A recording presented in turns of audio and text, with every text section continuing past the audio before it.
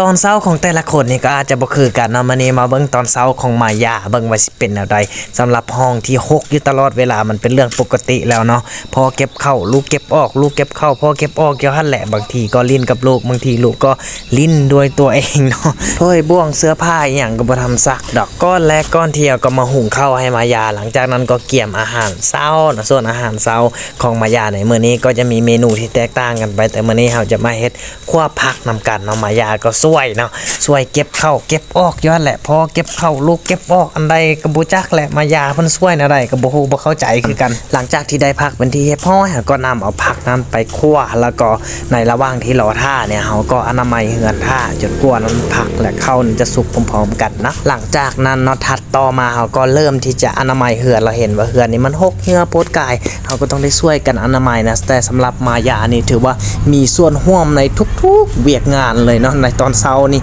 ก็คือค่อยนี่กำลังอนามัยอยู่เบิ่งมายาตอนนี้ไปแล้วมายาสิเฮ็ดหยังเบิ่งนำกันเด้อเบิ่งนำกันเป็นอะไรมายายืนจ้องแล้วนี่มือปัดออกมาพอก็ต้องได้ใส่แห้งนี่เก็บคือเก่าใหม่เนาะว่าเป็นอะไรจัดแจงให้เป็นระบบระเบียบเนาะบ่เคยเป็นระบบระเบียบจากเทื่อตอนเช้านี่สะอาดอยู่มาฮอดตอนแรกนี่หกคือเก่าแล้วเพราะมายานี่ทั้งทกทั้งดึงทั้งหยังก็ตามแหละเพิ่นเฮ็ดอีหยังก็บ่รู้เรื่องของเราเลยเนาะมายา หลังจากที่เก็บขี้เหงื่อมาเล็กมาย่อยแล้วเขาก็มาอนามัยเฮือนกันจักน้อยแหล้วเนาะเพราะว่าเฮือนนี่ก็บ่เคยแบบสะอาดจากเทื่อบ่เคยสะอาดฮอด24ชั่วโมงเนาะสะอาดอยู่แต่30นาทีเนาะส่วนตอนนั้นไปก็หกเฮือคือเก่าเนาะมายาจักจิดึงจิตทนจิตทับเอาเลยกัน โอ้ย